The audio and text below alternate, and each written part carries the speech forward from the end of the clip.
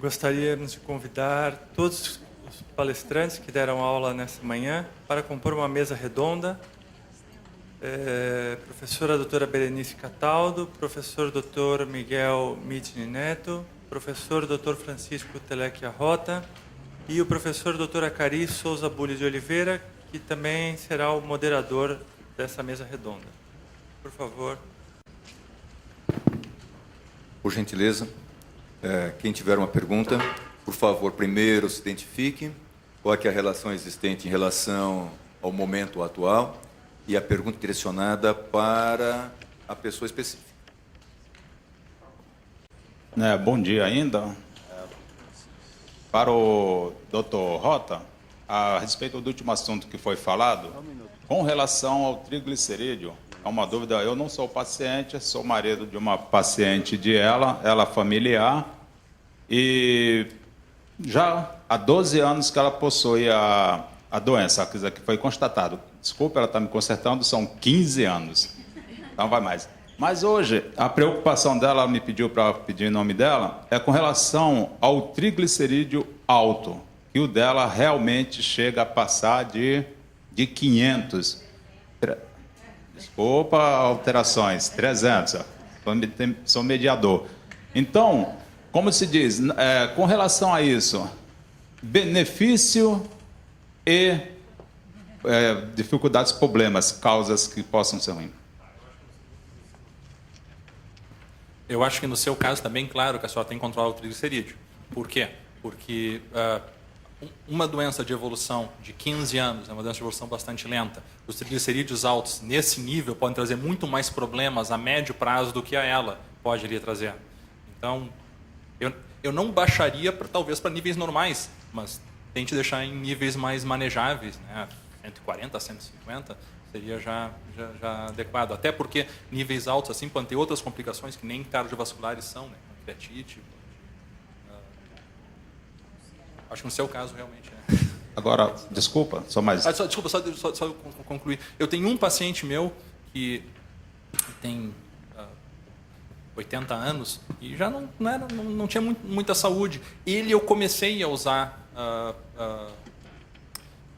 estatinas porque ele tinha uma doença já de evolução de 14 ou 15 anos também, e ele está razoavelmente bem da ela, e o coração dele não tá lá essas coisas. Então, o colesterol dele era um pouco elevado, o cardiologista vinha falando comigo sobre isso já há algum tempo, e no momento ficou claro que a evolução dele era uma evolução lenta, eu disse, não, vai em frente e trata, porque nessa faixa etária, da forma como ele está com a doença de esclerose lateral amiotrófica, é muito mais provável que ele venha a ter complicações cardíacas do que complicações da ela. Então, isso são coisas que tem que se colocar bem, se usar o bom senso.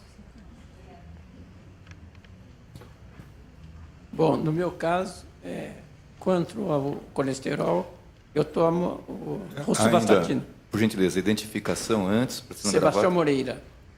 Bom dia, Sebastião. Bom dia.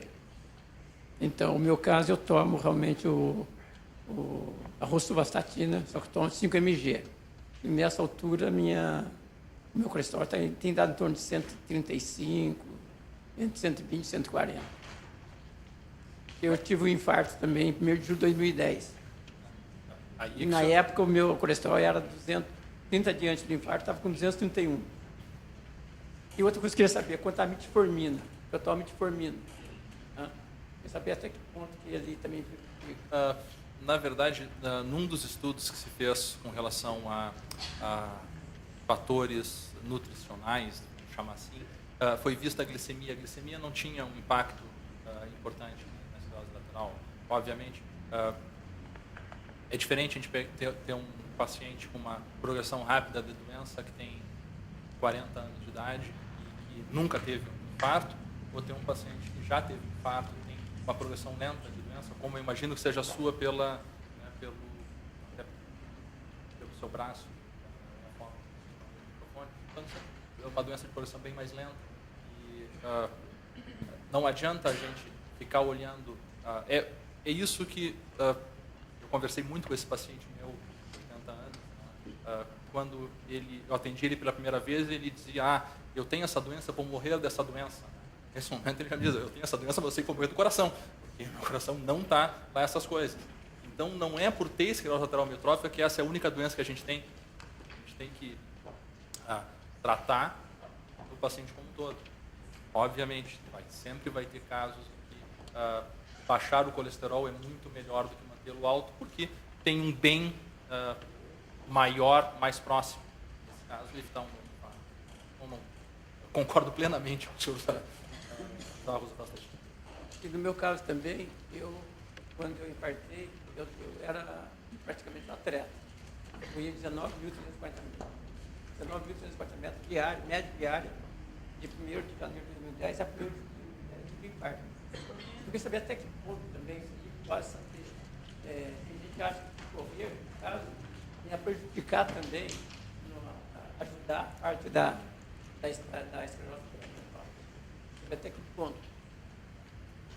Uma pergunta para o painel, né, sobre causas.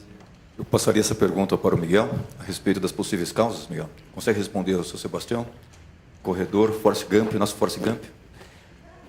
Olha, novamente, se a questão, o disparo da doença ele é dado pelo excesso de exercício físico, não existe uma comprovação de que isso seja.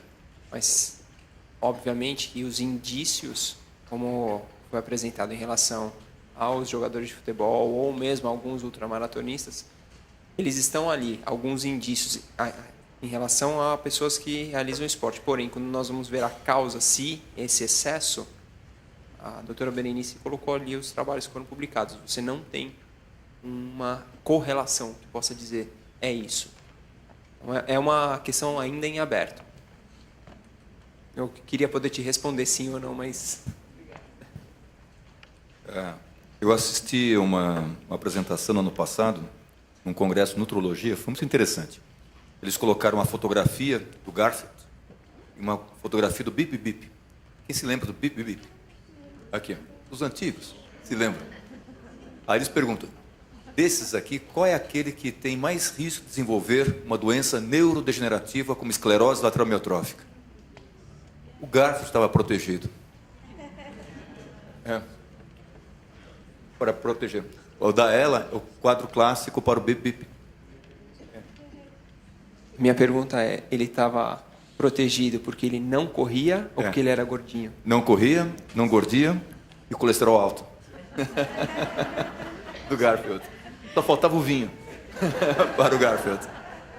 Diabo, é engraçado. O que nós falamos num contexto geral como saúde, por uma certa condição, acelera a doença. Assim como, se você perder peso, vai ficar mais fácil para o seu dia a dia. Nós vamos ter aula de nutrologia aqui e nutrição também. E na aula de nutrição ela vai comentar se perder peso é legal ou não. Eu não vou eu não vou contar, tá? Vocês vão assistir a aula da Patrícia a respeito disso, tá bem? Então, ou seja, o Garfield está mais protegido. Era consenso lá.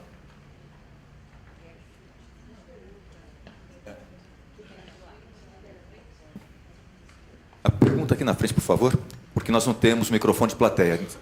Desculpe-me, tá? Bom dia. Eu sou a Samanta, eu trabalho numa unidade de saúde e de psiquiatria. E a gente está com um paciente lá que desenvolveu ela, foi diagnosticado faz 15 dias.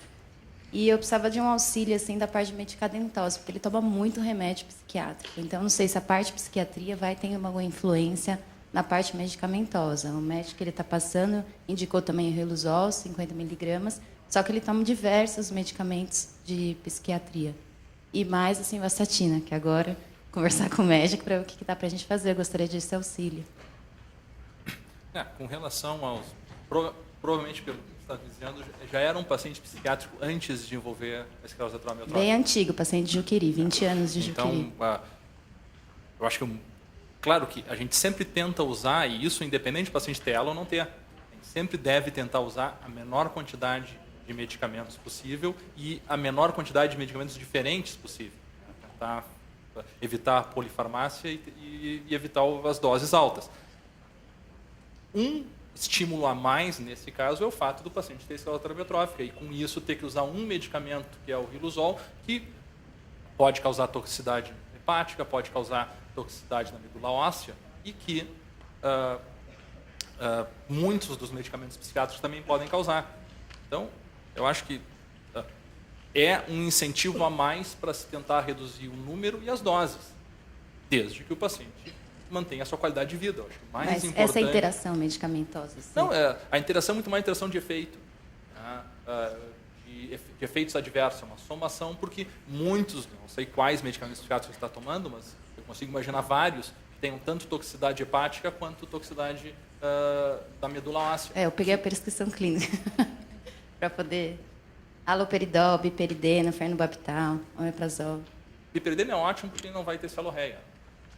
E tem bastante. Mas você aumenta a dose de biperidena para diminuir a celorreia. Mas E fora os medicamentos clínicos, né?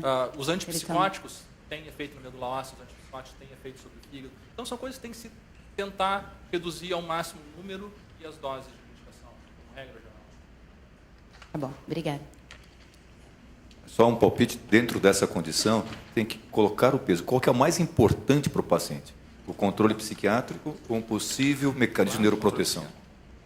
Essa é a pergunta mais importante. Meu nome é Ana Cláudia, sou do Espírito Santo, sou técnica de enfermagem de home care. E falando sobre a estatina, a partir do momento que o Antônio parou de tomar estatina e ganhou peso, ele sentiu que desacelerou a doença, ele mesmo fala. Mas a pergunta aqui agora é dele, são duas.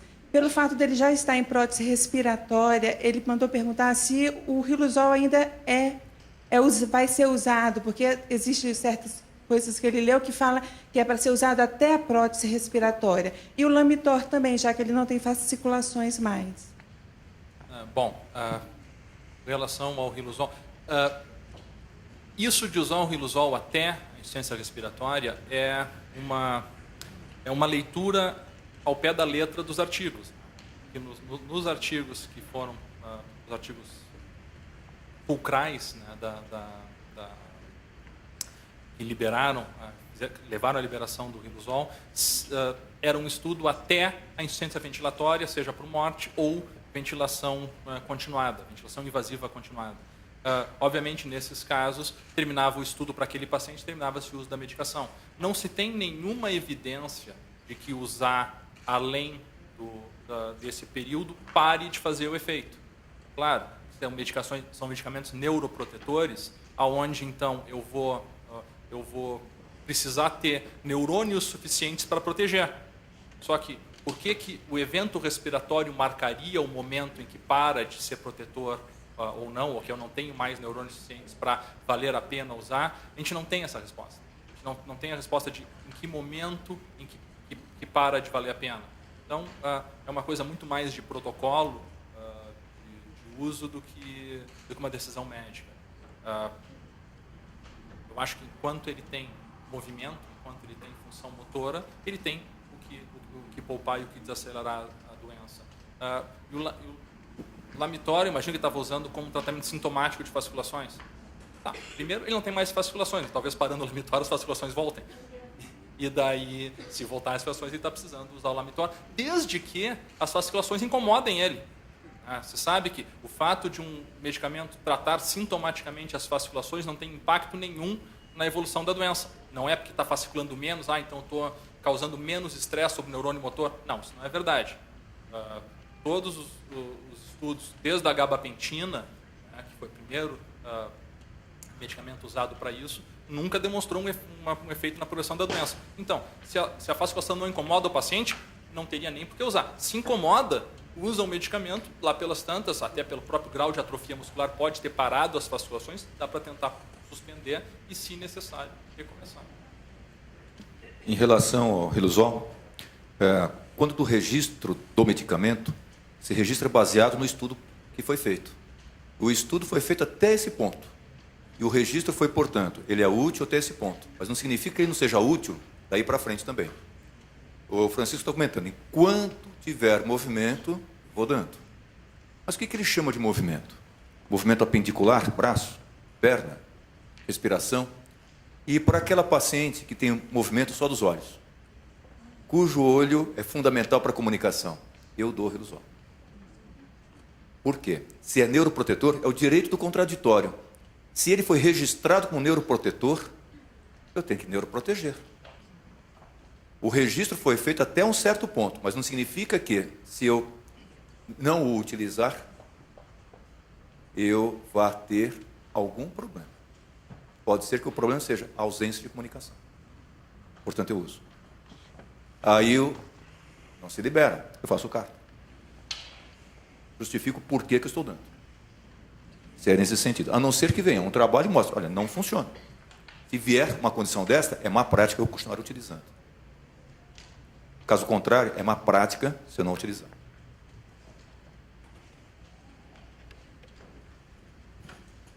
Boa tarde, meu nome é Tiago Tavares, sou fisioterapeuta do Instituto Movimento de Goiânia. Eu gostaria de saber se existe uma contraindicação de uma interação medicamentosa entre o baclofeno e o mestinon, remédios que teoricamente ajudam na contratilidade, na melhora da performance muscular e outra na diminuição da rigidez, porque se o paciente ele toma o Baclon, ele quer um relaxamento para combater essa rigidez e até mesmo evitar uma fadiga. Mas se ele vai tomar o mestinon para melhorar uma função muscular, até que ponto pode haver uma fadiga? Existe uma contraindicação nessa relação medicamentosa? A doutora Berenice tem uma experiência bastante grande com eletroneuromiografia. E ela trabalha com espasticidade, trabalha com doenças da junção neuromuscular, que entra o mestinon. Quer responder, Berenice?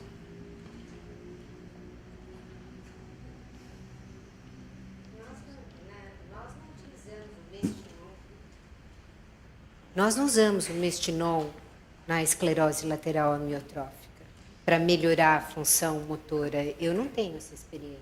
Você tem? Alguns pacientes com fadiga, eles têm um alívio da manifestação clínica quando eles utilizam o mestinon. Mas aí o problema, de novo, né?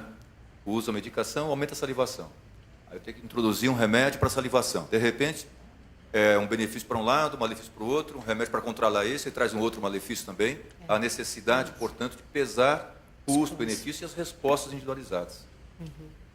Além do que nesse caso, né, talvez até a fadiga possa estar sendo influenciada pelo uso do baclofeno. Então, pesar a questão de efeito adverso e efeito benéfico. Óbvio que não. Uma das coisas que a gente vê sobre não usar baclofeno junto com o mestinon, o paciente tem astenia grave e não usar o baclofeno, independente de estar usando o mestinon ou não. Né? Isso é usatel também.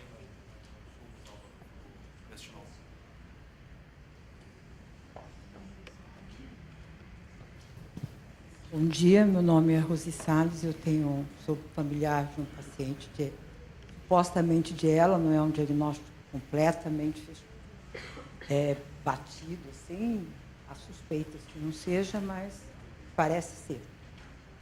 E eu teria duas perguntas. Uma é, qual a utilidade para o paciente de se fazer uma análise genética? Fazer análise do genoma. Houve um parente que indicou que era importantíssimo para se descobrir a precisão do diagnóstico e poder se combater a possível causa. Interrogativo. E a segunda pergunta seria sobre o uso do Botox na espasticidade. Que esse paciente teve uma piora galopante, foi quando acabou sendo diagnosticado depois de uma aplicação de um Botox para combater a espasticidade nas pernas. Para combater a espasticidade que se fala, né? Não sei a quem dirigir a pergunta. A primeira pergunta, em relação à análise genética. Só um detalhe interessante. Ontem, na Folha de São Paulo, um editorial da doutora Mariana Zatz, a respeito da sua pergunta, da análise genética. Eu vou passar a pergunta para o Miguel.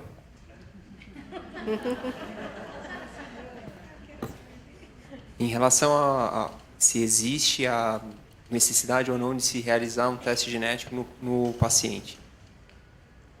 A distinção entre a ela esporádica e a familiar ela é feita única e exclusivamente no primeiro contato, se você teve ou não um outro familiar com a doença.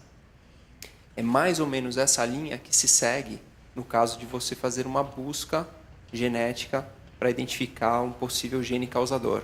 Se existem outros casos, se existem outros relatos na família de se ter a doença, sim, existe uma indicação de fazer um estudo. E esse estudo não necessariamente vai identificar o causador. porque dentre os 26 genes que já foram identificados como causadores, a alteração pode cair dentro de um deles, como a alteração pode estar dentre os quase outros 20 mil que nós temos, que seriam possíveis causadores. Qualquer paciente pode se submeter a um teste genético. Eu vou até deixar aí um pouco no ar a pergunta para a aula de amanhã, a respeito dos novos testes que têm sido desenvolvidos, que permitem uma varredura completa de tudo isso.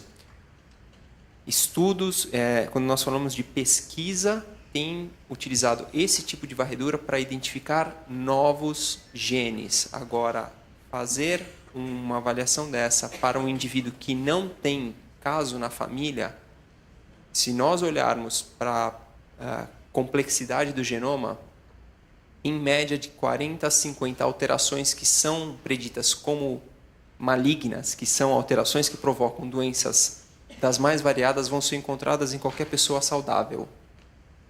Daí a você apontar qual delas é o fator que contribui para a esclerose lateral amiotrófica nesse indivíduo que não tem histórico familiar, é algo bastante complicado de ser realizado, de você poder extrapolar. E essa história familiar é só em respeito a ela ou outras doenças degenerativas, como Parkinson, outras... Não, aí a questão, nesse caso, as perguntas que são feitas e a investigação é feita em cima de alterações relacionadas à degeneração do neurônio motor, seja perda de força, seja queda, seja perda de estrutura respiratória. Quanto ao uso da toxina botulínica, né, para espasticidade, sim, a gente usa. Na Santa Casa, atualmente, nós temos 2 pacientes que estão usando, mas não toxina, eles estão fazendo fenolização.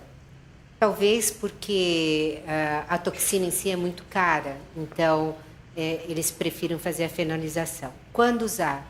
Quando a espasticidade está prejudicando a atividade de vida diária.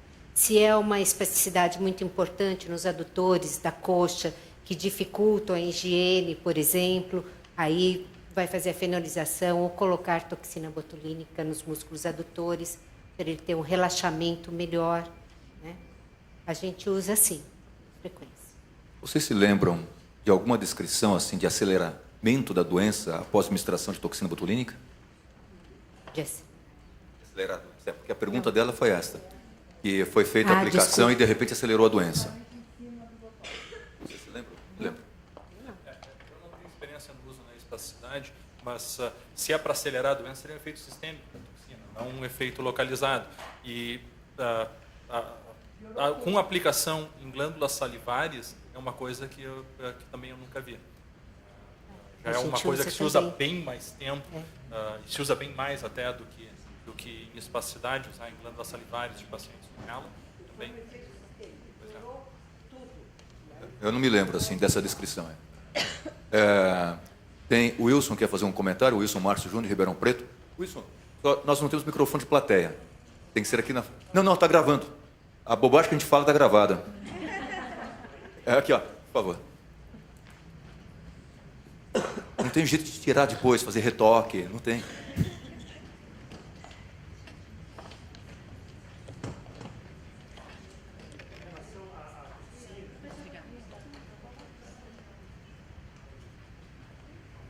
Em relação à toxina botulínica, como foi dito, ela pode ter um efeito sistêmico.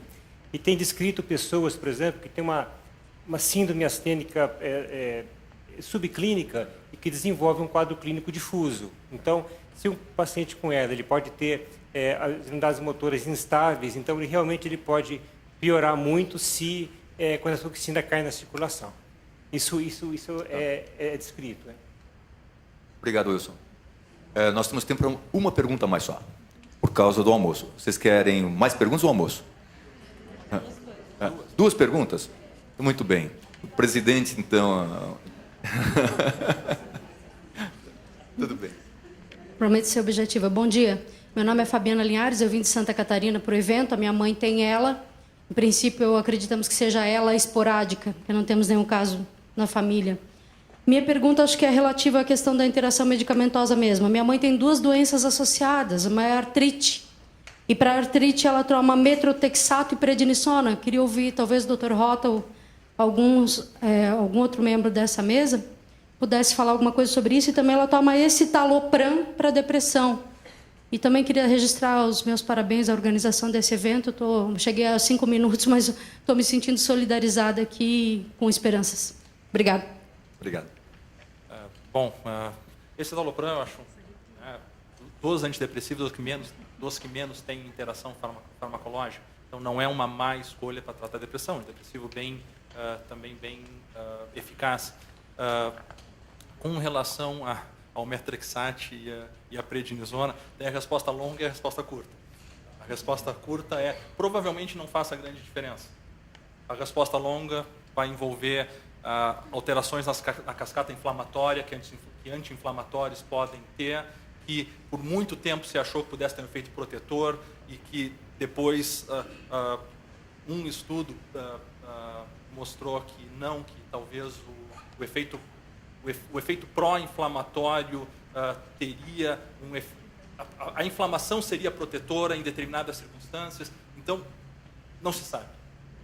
Realmente não se tem uma linha clara para seguir. No entanto, ela tendo artrite reumatoide, vamos entrar também em quanto que a suspensão desses medicamentos acabariam acarretando em diminuição de qualidade de vida e diminuição de mobilidade para ela. Então, nesse caso, não tendo uma evidência clara de que vá causar algum problema, eu acho que a melhor coisa é tratar as duas doenças em paralelo. Obrigado, Fabiano. Eu me chamo Lenita, sou mãe de um portador de ELA. Foi diagnosticado no final de 2011. Chegou em 2012, aí começamos a conhecer esse caminho que nós conhecíamos, descobrimos a Brela. Estivemos lá em junho de 2012 e, através de uma série de exames que foi pedido, diagnosticou IgM para borrelia. Aí voltamos rápido, mas estava um período de férias, de greve e tal, não pudemos estar com o doutor Cari. Mas foi passado Rocefin por 30 dias, ele tomou direitinho e não teve resposta nenhuma. E depois ele teve uma série de contratempos que acelerou a doença. Eu moro no interior do estado do Rio, numa cidade chamada Itaperuna, onde os médicos pouco conhecem dessa doença. Então, a gente se imune de pesquisas, de questionamentos, para poder aprender um pouco. E vinha me batendo essa dúvida. E uns, não, é ela mesmo, não, vamos tratar, está tudo bem. Mas essa dúvida me batia. É ela? O que é isso? E, através de um conselho de um amigo do Procura da ELA, ele me aconselhou o doutor Natalino para pedir informação. Eu aproveitei a vinda aqui ontem, eu fui no doutor Natalino. Marquei uma consulta. Então, ele falou comigo o seguinte, pela rapidez da evolução da doença, 70% pode ser ela, mas 30% é dúvida. Então, ele falou, bem, perante a dúvida, pela minha própria consciência, nós vamos usar o antibiótico durante 3 meses e mais um outro remédio. Eu quero saber, assim, esses 3 meses de antibiótico vai alterar alguma coisa o quadro da ELA? Quer responder, Francisco? Berenice? Atualmente, o Cetraxone é um dos medicamentos que está sendo testado para potencialmente ser um tratamento modificador de doença. Então, não acho que não só, eu acho que não só se for ela não vai piorar a ela, como ainda se no futuro se provar que ele realmente funcione, pode ter tido até algum efeito benéfico. Então, seguramente não vai atrapalhar. Seguramente não vai atrapalhar. Agora, se for borreliose, aí sim é o tratamento. Em relação à pergunta, é uma pergunta bem perspicaz e ela é instigativa. É interessante. Em relação ao tratamento, a ceftriaxone Rocefin é dada por 30 dias, mas o que o Natalino está sugerindo é a doxiciclina. Por 90 dias e provavelmente mais um imunossupressor, talvez. Né? A azatioprina que ele faz uso nessa fase, que ele fala que é uma fase imunológica da doença também. Isso, provavelmente é.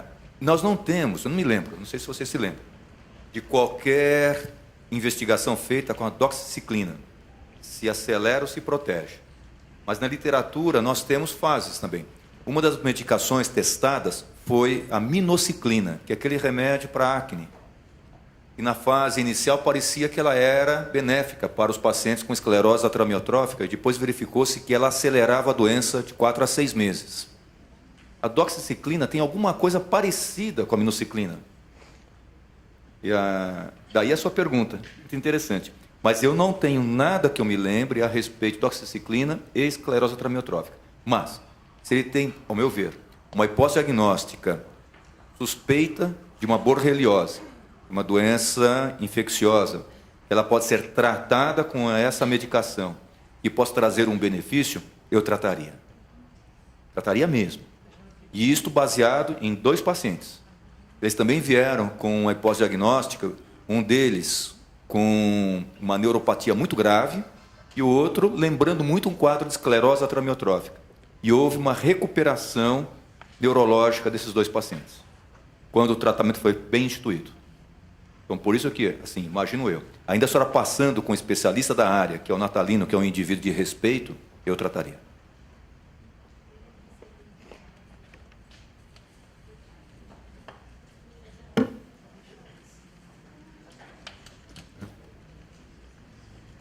Uma pergunta bem rápida para nós podermos alimentar. Ela vem da nutrição, a pergunta. Doutor Rota, na verdade, acho que para a mesa eu queria parabenizar a organização do evento e eu tenho uma dúvida. Eu atendo um paciente no consultório jovem que tem esclerose lateral amiotrófica há 2 anos e ele está buscando um tratamento que lhe foi oferecido nos Estados Unidos, dizendo que há uma possibilidade de ele estar com doença de Lyme. Ele está trazendo o coquetel para o Brasil, ele paga um custo altíssimo pelos medicamentos, é a junção dos 4 antibióticos, que ele toma, em média, 4 comprimidos a cada 6 horas. E eu queria que vocês fizessem rapidamente um comentário sobre isso. Eu tenho dúvida se podemos, já com o diagnóstico confirmado de ela, através de todos os exames que confirmam, se há alguma evidência em tratar indivíduos com esse diagnóstico como se tivessem Lyme. Acho que Lyme, tratamento para Lyme é para quem tem doença de Lyme. Tratamento de esclerose lateral amiotrófica é para quem tem esclerose lateral amiotrófica. Não é porque é uma doença tratável. Parece aquela história do cara que estava procurando uma chave, né, numa rua de noite, e daí vem uma outra para ajudá-lo, procurando a chave, caiu a chave do carro. Mas tem certeza que foi aqui que caiu? Não, caiu lá na esquina, mas aqui está mais claro. Por isso eu estou procurando aqui. É a mesma coisa. Não é porque a doença de Lyme tem um tratamento curativo que eu vou pegar uma paciente de esclerose lateral e vou dar tratamento de Lyme. Não vai funcionar. E eu acho que os critérios diagnósticos de Lyme são bem estabelecidos, os critérios diagnósticos de ela são bem estabelecidos. Obviamente, existem casos que caem numa zona cinzenta, principalmente quando a sorologia ainda vem positiva. Agora, o paciente ou tem a doença ou não tem. Eu agradeço a todos e vou passar esse momento novamente para o Jorge Abdala.